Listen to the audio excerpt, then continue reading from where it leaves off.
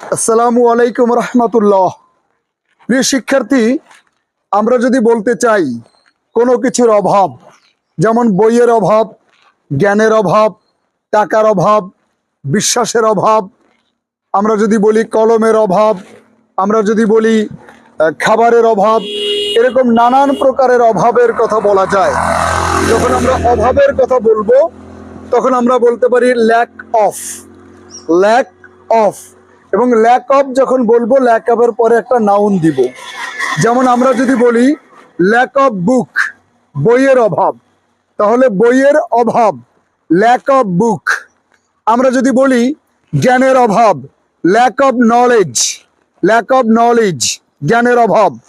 আমরা যদি বলি কলমের অভাব, ল্যাক অফ পেন।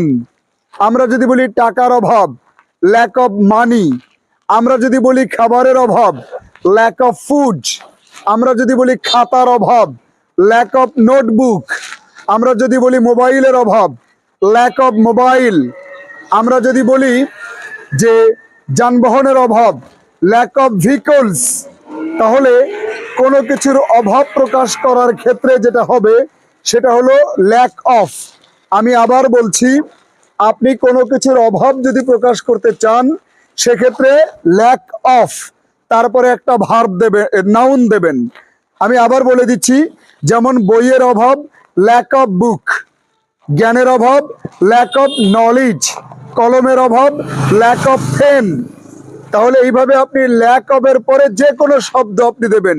যেমন ল্যাক অফ মস্ক, মসজিদের অভাব, ল্যাক অফ মস্ক। হয় না, অনেক এলাকায় মসজিদ যদি না থাকে আপনি বললেন ল্যাক অফ মস্ক।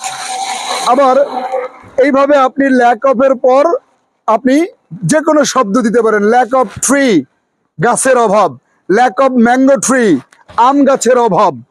তো এইভাবে ল্যাক অফ এর পর আপনি কি করবেন, একটা করে নাউন দেবেন। আশা করি আপনি বুঝতে পেরেছেন।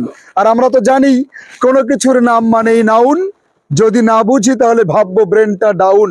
থাকা উচিত নয় গ্রাম কিংবা টাউন, পড়া উচিত নয় ইংরেজির ক্রাউন।